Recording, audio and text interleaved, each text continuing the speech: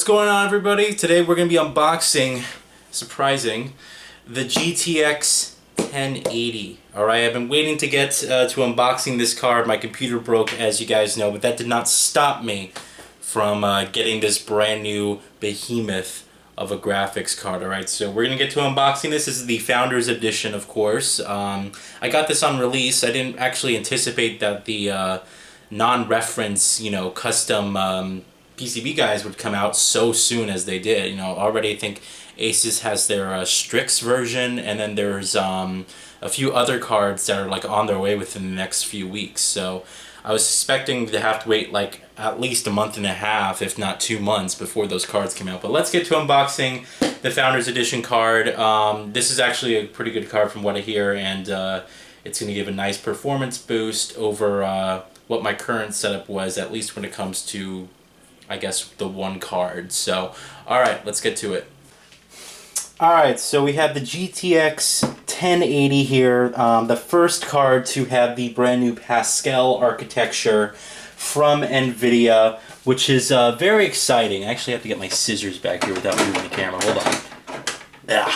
Alright, I got them. So I'm pretty excited to get to this. A lot of people gave me some flack because I actually sold my two 980 Ti's to get one GTX 1080. And a lot of people were like, well, why would you do that? Two 980 Ti's in SLI are much faster than a GTX 1080. Why would you just, sell those cards? What really comes down to the simple thing was, I was really getting tired of SLI, dealing with the hassle of it. Not all games support it, and then the games that do very rarely support it well. And it just got to a really unfortunate mess where my card was getting significantly, my top card was running a lot harder than my bottom card, and I would get driver crashes constantly, and rather than just deal with that, it really just pissed me off. I said, you know what?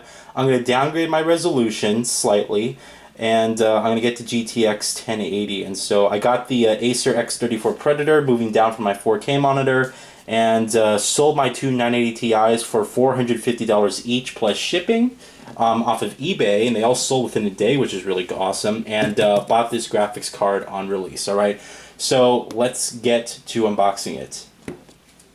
Alright, so I cut the tape. The front of the box is pretty awesome. We got the, a zoom in of the design of the reference card. It says GeForce GTX 1080 right there.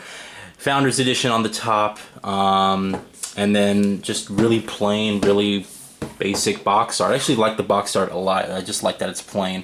Alright, so let's get to this. Oh, I didn't cut this all properly. There we go. Alright, that should do it. Alright, lifts up like so. Inspired by gamers, built by Nvidia, and there she is. Wow. That is one gorgeous card. I've never actually owned a reference card before, so this is going to be my first time. Usually they don't overclock as well, and they don't have as good of heat dispersion as, custom cards do. But that being said, I heard that a lot of things are kind of changed with the GTX 1080, that it actually runs cooler than most reference cards, and it actually overclocks pretty well. You can still get a 2 to 2.1 gigahertz overclock, depending on the silicon lottery, I guess, with this card. So we have the graphics card right here, obviously, but let's get to this. I guess this is our instruction manual. This is really nicely textured and stuff. Welcome to GeForce GTX Gaming. I should say welcome back to me. Special edition premium badge. This is pretty awesome. I might actually tape this up on my not on my computer, but on my bookshelf where the rest of my stickers are. So that's pretty cool. You get a sticker. You have your support guide, which is pretty awesome, and then your quick start guide. I like how Nvidia is smart, and they don't waste time giving you a CD with software on it. You have to go online to do that. Always go online to download your driver and software updates. And then we have the card itself. If I can get it out of here. It's actually huge. It's pretty awesome. Hold on. Ah! Wow, it's actually pretty stuck in there, isn't it?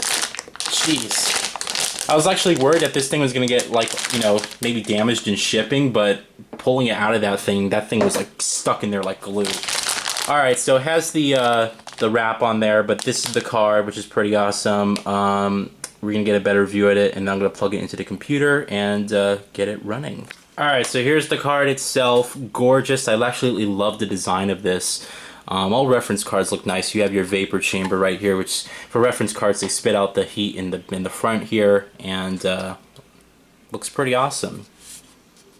Three display ports, one HDMI port and one DVI port. You got your PCI Express 3 slot, or 16 version 3 slot, and then, you know, the front here, which is just extremely attractive. It's well built.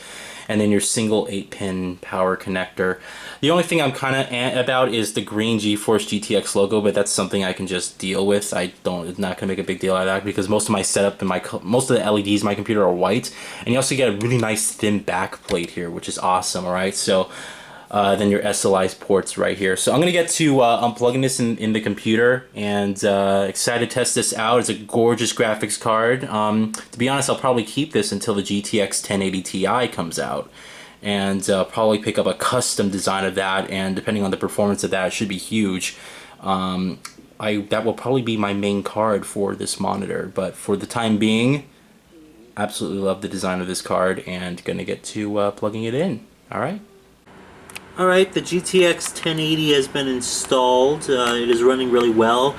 I am not going to do the overclocking now. I'm going to be making sure this runs stable first and seeing how it runs, but this weekend before I do Mirror's Edge Catalyst, I'm going to overclock it, and hopefully it overclocks very well.